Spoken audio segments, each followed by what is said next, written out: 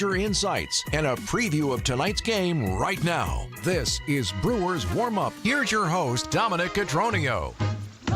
Roof is halfway open for a hot day in Milwaukee. Welcome into Brewers Warm-Up. I'm Dom Cotroneo, trying to provide some shade on a muggy summer afternoon here in the good land. I'm Dom Cotroneo. Brewers and Marlins, the finale of this three-game series.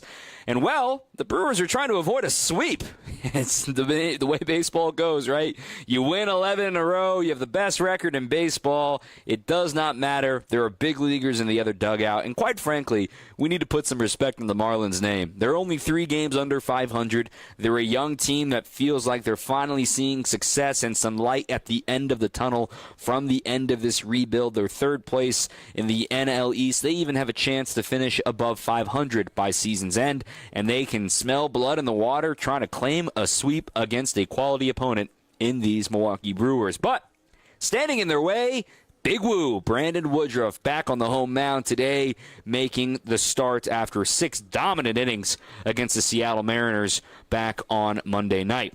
He'll be going up against the young phenom, Yuri Perez. Yuri dealt with Tommy John surgery in the second half of in 2024, just has returned. He's only made 8 starts in the big leagues this season, but he's been great. 3-3, a 3.23 ERA, one of the top pitching prospects in the game at the time of his promotion. As for Woodruff, today will be his 4th start back. He's only allowed 3 runs in 16 innings, 0 walks still, and 23 strikeouts. That is going to be the key stat to look out for today, given how pesky these Marlins have been at the plate, the quality at-bats that we have seen over and over again these last 2 days. The Brewers have been given a taste of their own medicine with taking advantage of Brewers' mistakes, running the bases well, and also drawing walks. You look at these 2 games, the Marlins have actually drawn 9 walks. They still have struck out 19 times, but 9 walks over the course of 2 games is not normally the MO for the Brewers, and of course they've scored 12 runs. Those numbers are always directly correlated. That being said, let's go ahead and give you the starting lineups, because today's broadcast, at least on Brewers Warm-Up, is going to be less about the game and more about the Hall of Fame. More on that in a moment. Let's start with the home team, Milwaukee Brewers. A little shake-up here today. Sal Frelick will get the day off, given he just returned yesterday. They're going to be smart with this hamstring injury. Yes, he's active. Yes, he's off the injured list, but the Brewers want to make sure this does not nag and not linger for Sal throughout the rest of the second half. So Terang is going to lead things off today. Bryce is playing second base. Jackson Chourio hits second. He's out in center field once again today. Blake Perkins with another day off. William Contreras will be the DH this hot afternoon. William hits third. Christian Yelich will play left field because Williams DHing. Yelly bats cleanup after snapping his 30-game on-base streak yesterday. The 5 spot belongs to Andrew Vaughn. 2 more hits for him yesterday. He's been fantastic as a Brewer. He's over at first. Batting 6th is Isaac Collins, a Rookie of the Year candidate here in the National League. He is in right. Caleb Durbin hits 7th, another Rookie of the Year candidate. He's over at third.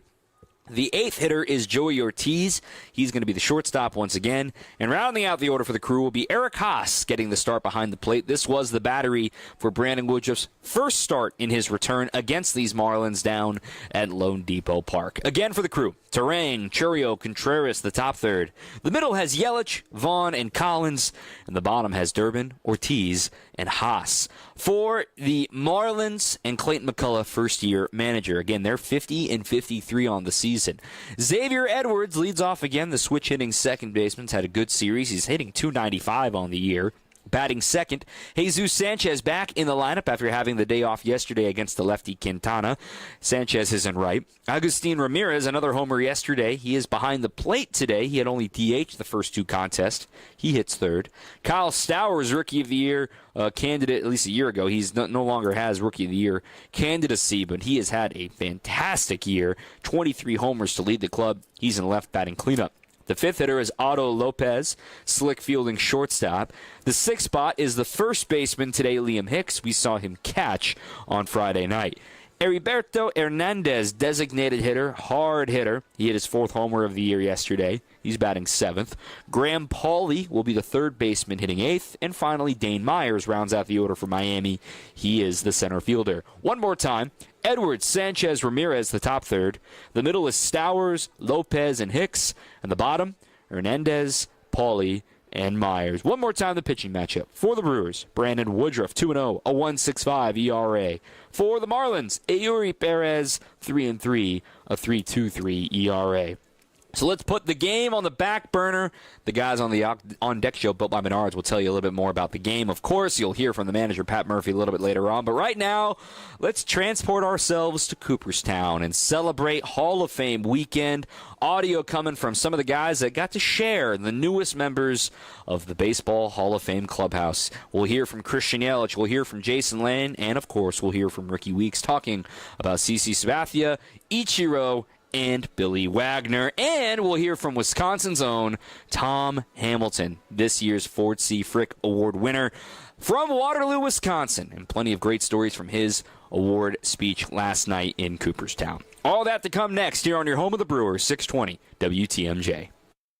Welcome back to Ask Hasselus. I'm Weston. What's your question? Hey, this is Honest Eddie from the car lot down the street. Hi, Honest Eddie. Is it true your showrooms don't have any employees? That's right. Hasselus mattress showrooms are employee-free. Now, don't you be dishonest with Honest Eddie. It's true. Give the mattresses a try with no pushy sales guide. And through Monday, get additional instant savings of $248 off Sealy Posturepedic and Beauty Rest. Son, to make it in sales, you gotta pressure people. Like, what's your budget? Or, I know it's the most expensive model, but trust me, it's the right one for you. And what's it gonna take to get you into a Sealy Posturepedic or Beauty Rest today? But that's hassling customers. Yeah, so? Our store is called Hassle-Less Mattress. Just change the name. How about Wacky Westerns? Uh-oh, you're breaking up. Gotta go. Wait, no, let me talk to my manager.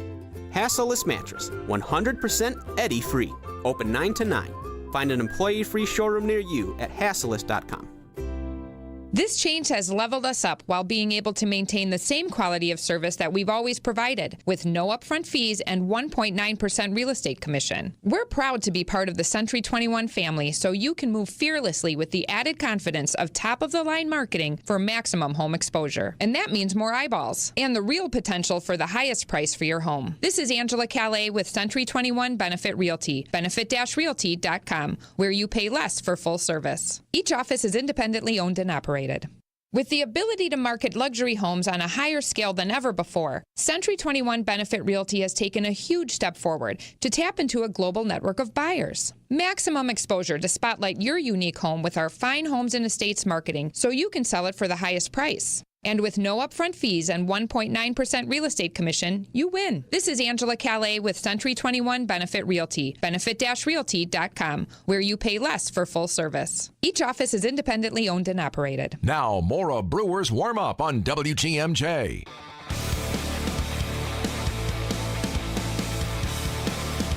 Sabathia sets. Here it is. Swinging a bouncer. Double play ball. JJ second. Relay.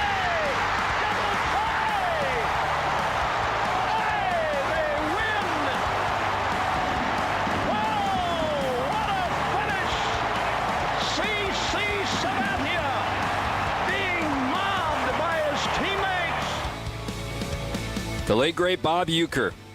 The call for CC Sabathia, the final out in 2008. They were finally going to the playoffs. What a run it was for CC in a Brewers uniform. And both Ueck and CC in Cooperstown honored in the Hall of Fame. So let's talk a little bit about some of the connections that the Brewers have to this year's Hall of Fame class. 5 players being inducted, of course, highlighted from the Brewers' perspective of CC Sabathia. But don't forget the late, great Dave Parker played for the Brewers and even won a Silver Slugger back in 1990. And posthumously for Dick Allen as well, voted into the Hall of Fame for the Veterans Committee. And finally, Ichiro and Billy Wagner also on hand to celebrate their induction into Cooperstown for baseball's Hall of Fame. So the connections we have are a few former teammates on this team, starting with the coaching staff. Let's start with Ricky Weeks, talking, of course, being teammates with the 2008 version of CC Sabathia, who put his body on the line. More on that in a moment. But the moment that the team found out that, oh my goodness, the most prized free agent to be was coming to spend the rest of the season in Milwaukee to try to finally break the curse since '82 to make the postseason. For us, to know CeCe come inside the building, it was very shocking to say the least. So, but having him coming in inside the building and to fit right in the way he fit in with our clubhouse, because we had a really good clubhouse and good clubhouse atmosphere. I don't know if you can ever say that you'll see something like that ever again. Just somebody with that stature and that ability to be coming over from the Cleveland, then Indians, to then the Brewers. But remember, the first start was good, but it wasn't CC-esque. He walked 5 batters. He went 6 innings. He still got the win. The offense picked him up against the Colorado Rockies. But then started the streak of 3 consecutive complete games and set the tone instantly. Over those next 27 innings, he only allowed 3 runs, and furthermore, he struck out 26 batters. Unreal stuff from CC, but then he had another level to hit. Those final 3 starts in the regular season, all on 3 days rest. With free agency looming, Ricky still can't believe somebody would do that in 2008. It will never happen again in 2025. To be perfectly honest, every time I look back at it, I'm having more and more conversations about him going inside the CC going inside the Hall of Fame. I think it changed me personally, because I think when you look at the whole situation, him coming in, being a superstar as he was, and then on top of that, in his walk year, he's going to get a $150+ million contract coming up, barring not being injured, and him come in to pitch every 3 days for, a whole month, and some change on some other outings, whatever. Like, that's probably never going to ever be done again. And to put a team on their back with a contract hopefully looming, and to disregard that because you just want to win, I mean, that speaks volumes in itself. That's probably why he's a Hall of Famer right now. I mean, that's simply going to never be done again with the way the game is played, the way that we talk about pitchers these days. It's just, we know more, but at the same time, a guy like CC Sabathia just simply doesn't grow on trees. Those last 3 starts, he only allowed 2 earned runs over the course of 21 2/3 innings to finally break the playoff drought. They defeat the Cubs with a complete game, only allowed 1 unearned run in that game as the Brewers won by a 3-1 score. Then, as you look back on the career and you look back for Ricky Weeks, who himself had a great career as a big leaguer, what did he learn from CC Sabathia? He's a winner. Straight up, he's a winner. Winning doesn't mean just wins. And when I say a winner, he affects everybody around him. He affects the second baseman who's staying engaged because he knows he's locked in on his pitches. He affects the management when they're trying to make moves because you have to worry about that spot in rotation. He affects everything around him, which involves picking everybody else up around him, and which, when you want to win baseball games and win the big games, you have to have guys like that step up and step in. For CC Sabathia, one more time looking at the numbers for him, what an incredible career. Over 3,000 strikeouts, over 250 wins.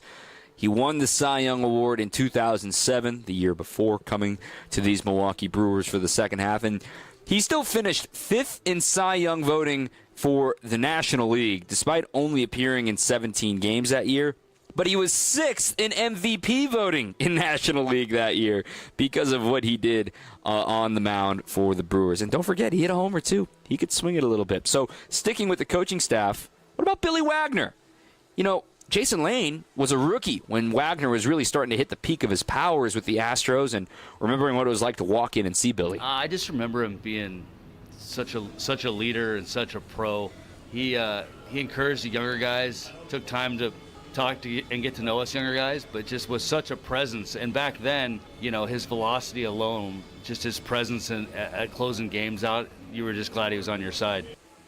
Just high spin and vert, like the ball never came down, and it just exploded. It was like it was speeding up through the zone. Came right out of his ear, so it was like a quick arm with like huge vert and just exploding at the plate.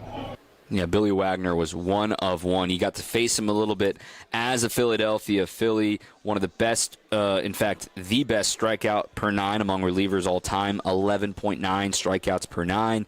6th in Cy Young voting in 2006 with the Mets, 4th in 1999 with the Astros. But for a closer, it's always important to have somebody pitch the ninth, and Billy was always ready. Just how consistent he was, the teammate he was, like a winning player.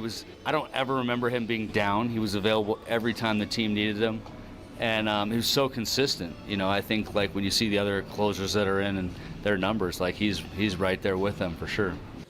One of the best. Congratulations to Billy Wagner and Jason Lane's former teammate with the Houston Astros. Then, of course, young Christian Yelich got to meet Ichiro in 2015 when the Marlins acquired the then 41-year-old to come keep playing ball and chase 3,000 hits as a member of the Marlins. And Yelly, still very young, but understood he was watching greatness from afar. Come over at 27 and still get 3,000 hits. It's really hard to do. I mean, however many years it was in a row of 200-plus hits, like getting 200 hits in one season almost feels impossible, to do that for 10 straight years. And I think one of those years was like 260-something hits. Yeah. Like, it's insane, But he was just really good, like bat-to-ball skills, could really run, really play defense, and there's a reason why he's in the Hall. Just a generational type player. He was unique, in his skill set and what he could do. You don't really see that all over the place or a lot of examples of it, but he was just like that unicorn type player that had that profile and was extremely successful. He was fantastic. And furthermore, Yelly offered another reason why Ichiro was so successful for so long of his career. To this day, I still haven't ever played with anybody that loved baseball as much as Ichiro. I don't know if I ever will. He just loved it that much. Like, that's not a knock on anybody else. It's like, this guy I've never seen somebody love the game of baseball. I mean, he still does it every day. And he did the same routine every day, whether he was playing or not, for his body, his swings, how he threw, he ran, he was so dedicated to it. He did it on off days. Just the same thing every day. Same time. It was a crazy disciplined routine, and obviously a huge reason of why he was successful as he was. Sorry, I couldn't speak right there. It's no accident that he was that accomplished in the game. Yeah, Ichiro over 3,000 hits, a career batting average stateside over 300. How about this one as well? He had 1,080 strikeouts in his career, and yet 1,420 runs scored. More runs than strikeouts for an entire big league career. Pretty impressive stuff. We'll get ready to wrap up the program with Wisconsin's own Tom Hamilton with a funny story about Bob Uecker on the other side of the break on 620 WTMJ. It's here on consignment from over 10,000 nationwide partners. From very high-end, distinctive furniture, unique antiques and original art, to tasteful home decor that can fit almost any budget. Premium home decor priced right at 25 to 40% off retail prices. This is Katie with Design Exchange, where discerning buyers with discriminating tastes come to find premium home decor at a value. Design Exchange in Heartland and Pewaukee. Design Exchange. Smart interior designers know that what they'll see here is going to be almost impossible to find anywhere else, especially at our consignment prices. Premium home decor that's gently loved and close to new. And what we carry can raise the wow factor of anyone's home decor. This is Katie with Design Exchange, where discerning buyers with discriminating tastes come to find premium home decor at a value. Design Exchange in Heartland and Pewaukee. Design Exchange. I'm Matt Dorner, CEO of Milwaukee Downtown Bid 21. Our business leaders value downtown Milwaukee. That's right, Matt. It's a great time to be downtown. I'm Jim Popp, President and CEO of Johnson Financial Group. Our associates love being downtown.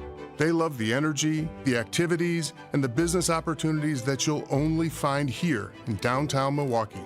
Get down to business at MilwaukeeDowntown.com.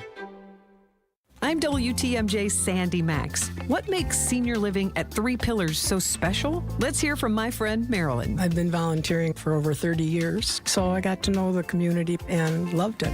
We have a theater, community room, and we have bocce outside. They have gardens all over the campus that the residents tend to. Quilting groups, sewing groups, knitting groups, just lots and lots of amenities. Never a boring day. Schedule a tour today at threepillars.org. Back to Brewers warm-up. on WTMJ. As we continue the Hall of Fame theme for this Brewers warm-up and wrap up the program, congratulations to Tom Hamilton, adding to the Wisconsin wing of the Hall of Fame. Of course, Tony Kubek also won the Ford C. Frick Award, Milwaukee's own, born here in Milwaukee. Then, of course, famous with the Yankees and NBC, and our own Bob Uecker, and even Pat Hughes won the Ford C. Frick Award, and Tom Hamilton can put his name along those. But he grew up in Waterloo, as he pointed out, 912 miles apart from Cooperstown, New York, and grew up listening to Earl Gillespie for Milwaukee Braves games, then ultimately down the road listening to Bob Uecker, and he got the chance to bring his parents to the booth one day. Mom and Dad, like all growing up in Wisconsin, were huge Brewer fans, which meant they adored Bob Uecker. Now, Ueck would always give them a shout-out on the radio when we played the Brewers.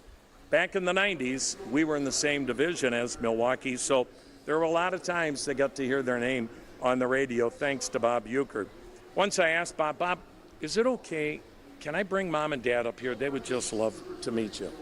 Well, Bob being Bob said, oh my gosh, by all means, bring them on up. Now, I get Mom and Dad up there. I introduce them, Dad first to Bob.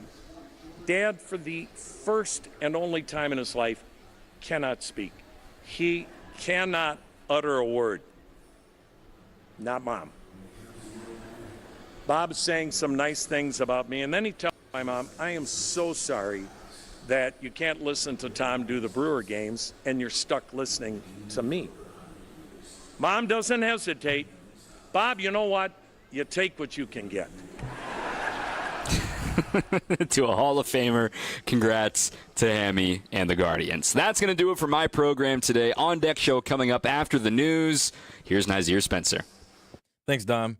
The Wisconsin Department of Justice is investigating a deadly police shooting in De Pere. Officials